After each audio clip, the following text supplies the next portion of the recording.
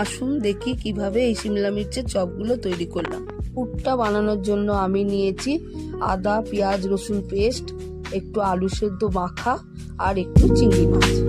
এবার কড়াইতে সামান্য তেল গরম করে পেস্টটা ঢেলে একটু নাড়াচাড়া করে চিংড়ি মাছটা দিয়ে দিলাম।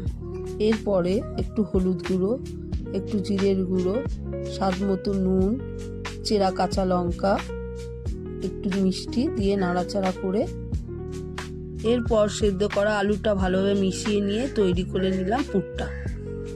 এরপরে সিমলা মির্চগুলোকে মাঝখান দিয়ে চিড়ে বীজ বার করে পুরগুলো ভরে আস্তে আস্তে চেপে দিতে হবে উপরটা, দিলে পুরগুলো যাতে না বেরোয় তার বাকিগুলো এইভাবেই তৈরি করে নেব। এবার ব্যাটারটা তৈরি করার জন্য একটা পাত্রে বেসন, কর্নফ্লাওয়ার, একটু নুন, একটু হলুদ, একটু মিষ্টি দিয়ে জল দিয়ে গুলিয়ে নিয়ে ব্যাটারটা তৈরি করে না এরকম ঘন হয়ে আসবে। তেল গরম করে সিমলা মির্চগুলো ব্যাটারে ভালো করে ডুবিয়ে নিয়ে ক্রিস্পি হওয়ার জন্য ভালো করে ডুবিয়ে নিয়ে গরম তেলে ছেড়ে দিতে হবে। এইভাবেই উল্টে পাল্টে প্রত্যেকটা মির্চগুলো ভেজে তুলে নেব। এইভাবেই আপনারা সন্ধেবেলায় স্ন্যাক্স বানিয়ে সস দিয়ে পরিবেশন করতে পারেন।